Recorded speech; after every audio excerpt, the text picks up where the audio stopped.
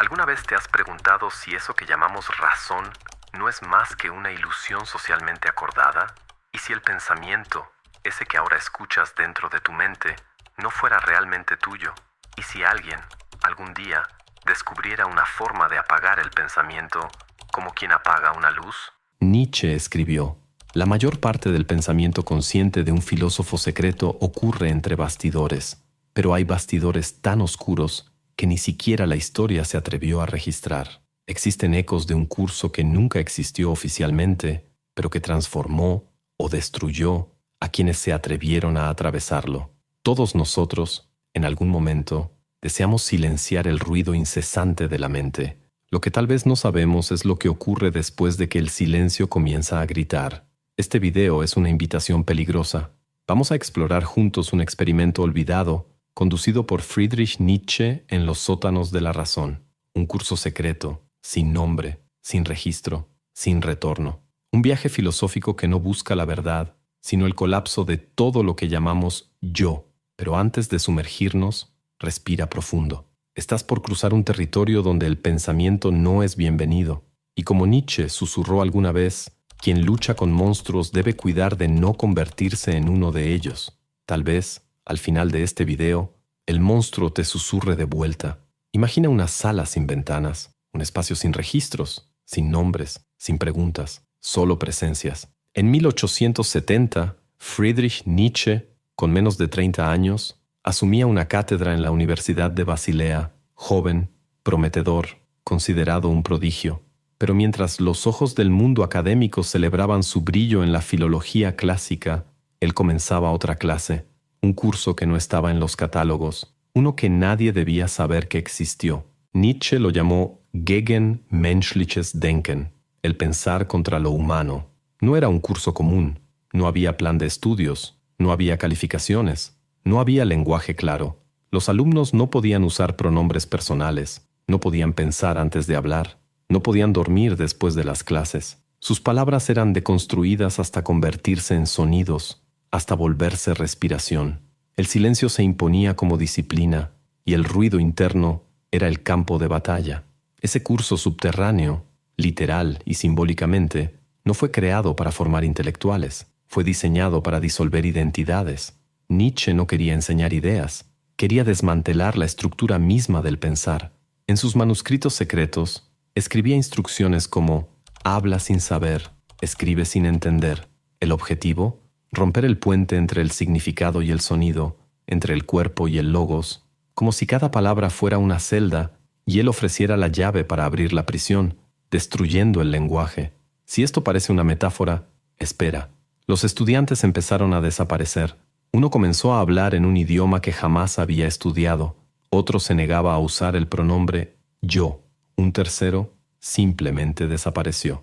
Un informe de la universidad, hoy oculto en los archivos de la biblioteca de Weimar, menciona a un grupo de 6 alumnos cuyos nombres no aparecen en ningún otro documento. Solo existieron en ese curso. Y después, en ninguna parte. Había un cuaderno, cuero negro, páginas arrancadas, guardado en una biblioteca privada hasta ser adquirido por un archivista alemán.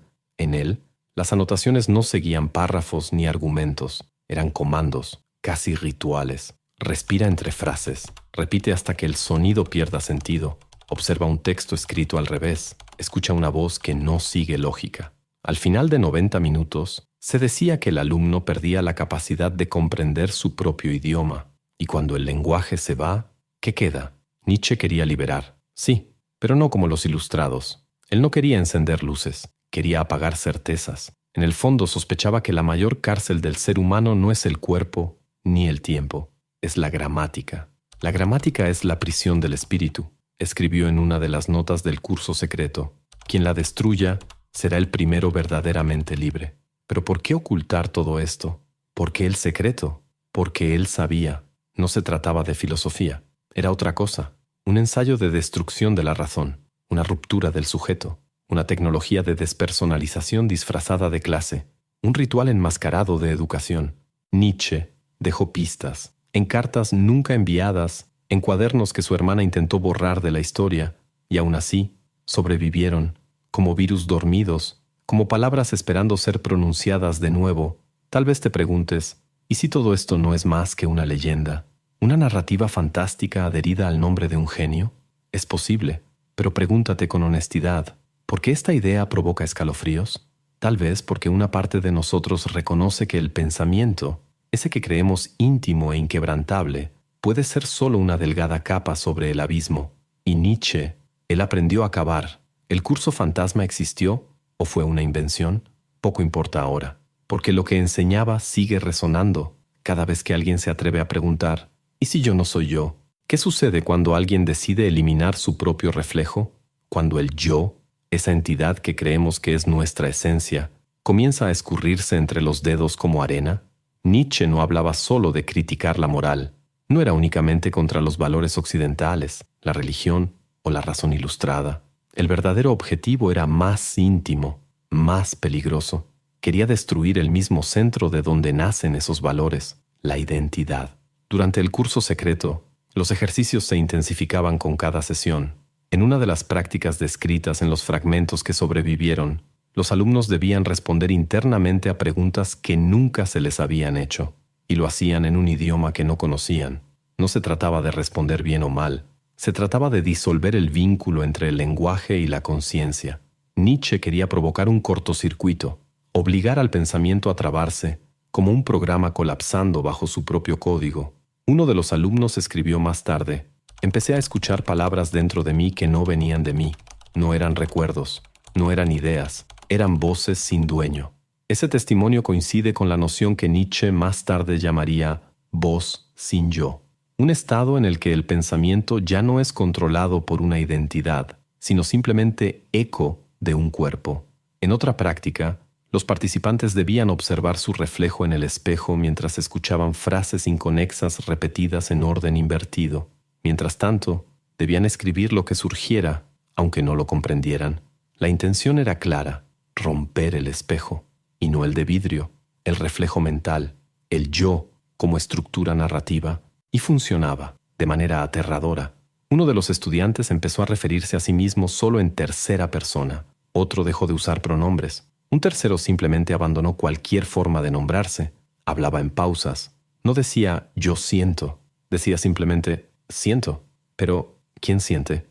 Nietzsche veía en la identidad un gran error histórico, una invención sostenida por capas de lenguaje. Lo llamaba Die Zwiebel der Identität, la cebolla de la identidad. Una cáscara sobre otra cáscara. Y en el centro, nada. Cada capa es una mentira nombrada como verdad, escribió. Quítalas todas y encontrarás el silencio. Quizá por eso escribió, en una carta perdida recuperada entre los papeles de su hermana, ya no quiero tener forma, quiero ser un pasaje, que hablen a través de mí aquellos que fueron silenciados. Nietzsche no solo quería pensar diferente, quería ser deshecho, desautorizar al autor, anular al sujeto. El curso era un ritual, y el fin de la identidad no era un efecto secundario, era el objetivo. El yo era considerado una prisión. Liberarse significaba, antes que nada, abdicar de él.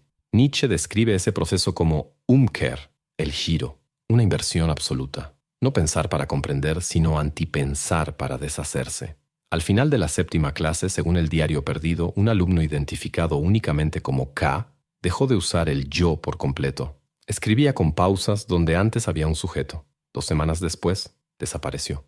Nunca fue encontrado, pero quizá ya no estaba ahí porque se había disuelto, porque había cumplido la lógica final del curso, deshacerse del nombre, de la historia, de la voz, del centro. Y entonces, y solo entonces, escuchar lo que Nietzsche llamaba der leere Klang, el sonido vacío. ¿Y tú? ¿Alguna vez te has preguntado qué quedaría si te arrancaran el nombre? Si las historias que cuentas sobre ti mismo desaparecieran, si el yo fuera solo un eco. El fin de la identidad no es el fin de la vida, es el comienzo de otra cosa. Nietzsche no quería seguidores, quería contaminaciones. Y quizá, ahora, tú ya hayas sido un poco infectado. En 1883, Nietzsche publicó Así habló Zaratustra. La recepción fue fría, confusa. El libro no encajaba en ninguna categoría de la filosofía tradicional. Era demasiado poético para los filósofos, demasiado hermético para los poetas y profundamente perturbador para cualquier lector dispuesto a escuchar. Pero lo que pocos sabían, y quizás aún no sepan, es que Zaratustra no fue escrito para ser comprendido.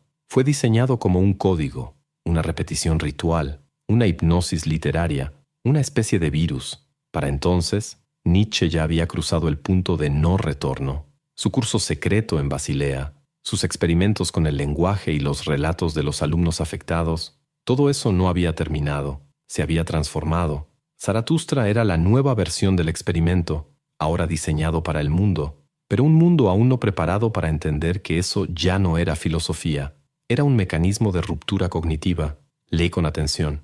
El libro repite ideas, citas, imágenes, usa paradojas circulares, frases que se autodesconstruyen. Es como si Nietzsche intentara forzar una grieta en la mente del lector, no a través del argumento, sino del ritmo, no mediante la lógica, sino a través de la sensación. El lector atento no se da cuenta del momento en que empieza a pensar diferente. Simplemente empieza.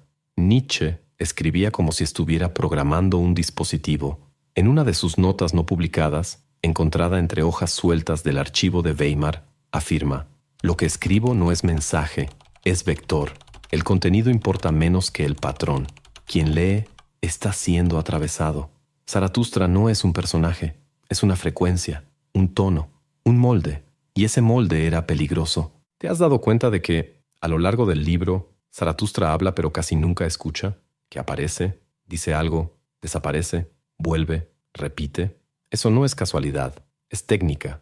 Nietzsche había descubierto que el pensamiento humano tiene zonas vulnerables. Repetición con variación, frases ambiguas, estructuras sonoras que resbalan por la lógica común. Todo eso desactiva los filtros cognitivos. Y una vez desactivados, lo que entra, se queda. Esa idea, años después, sería retomada por ideólogos y expertos en ingeniería social. Discursos políticos, eslóganes publicitarios, himnos totalitarios, todos siguen el mismo principio: ritmo, repetición, ambigüedad, intensidad emocional.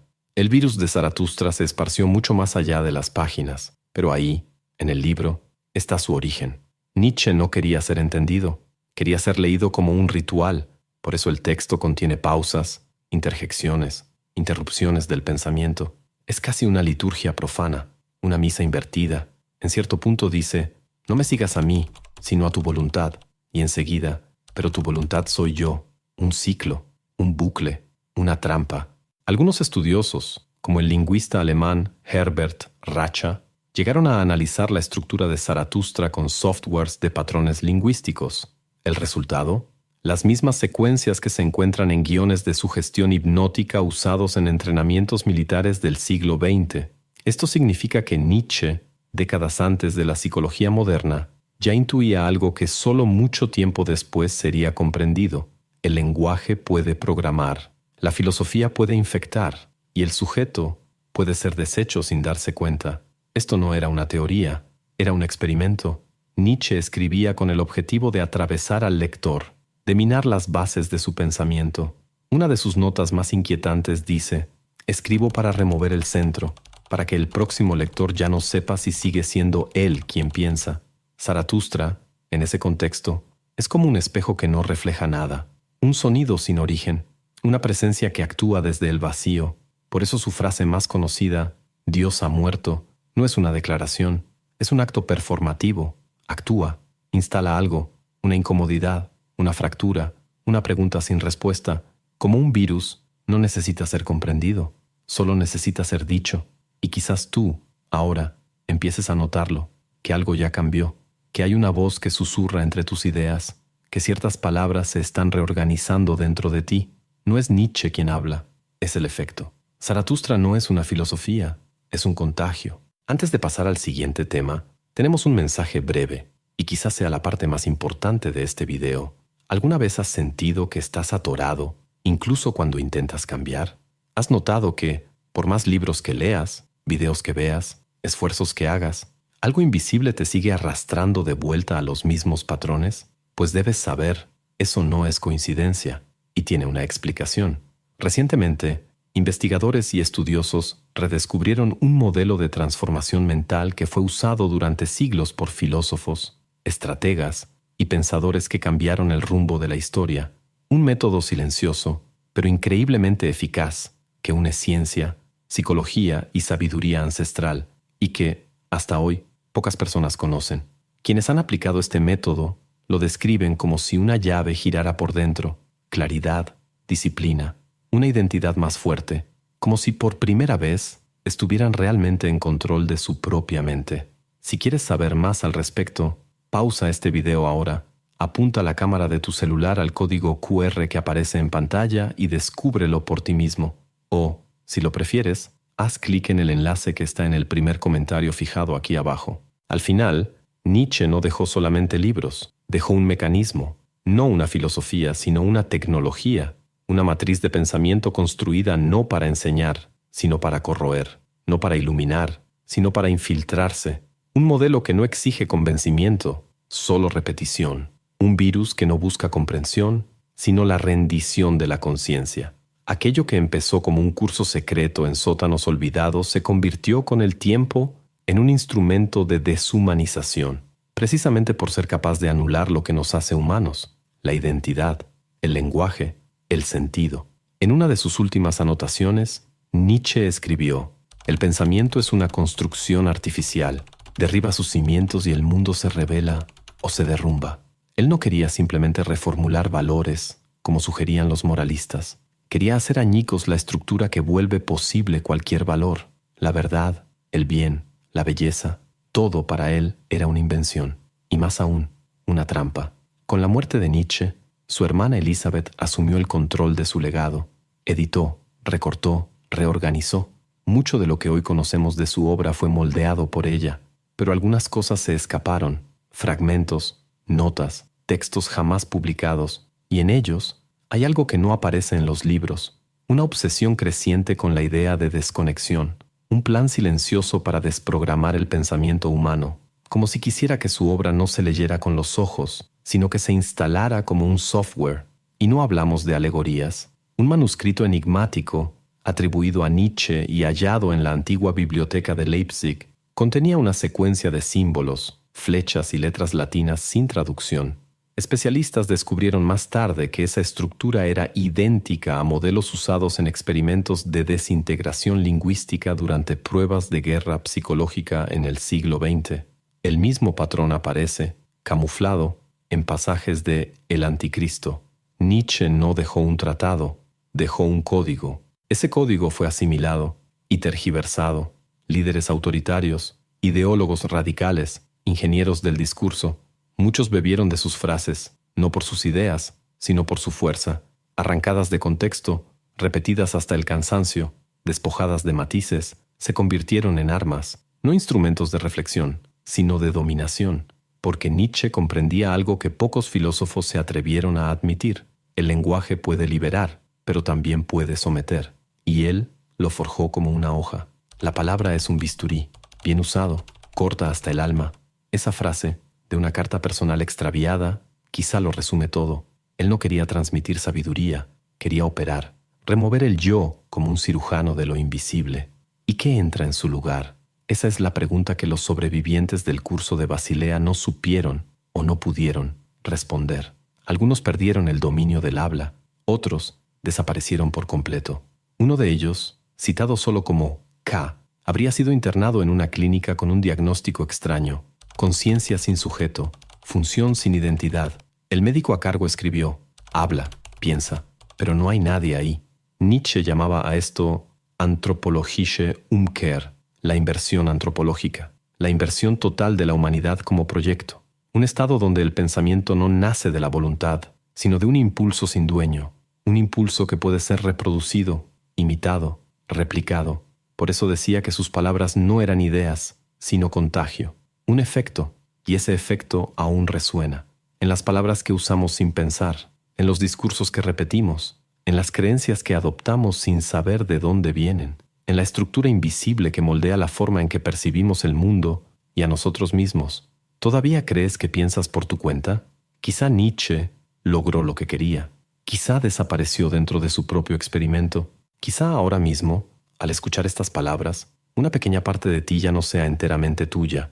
Y es ahí donde la filosofía deja de ser concepto y se convierte en arma. Nietzsche nunca quiso ser seguido. No ofrecía caminos, sino abismos. No enseñaba ideas, sino dejaba pistas, rastros de un pensamiento que se niega a ser domesticado que desafía toda forma, toda verdad, todo yo. Lo que exploramos aquí no es solo un episodio oscuro de su vida, es el presagio de algo mayor, una nueva forma de pensar que no se articula en conceptos, sino en grietas.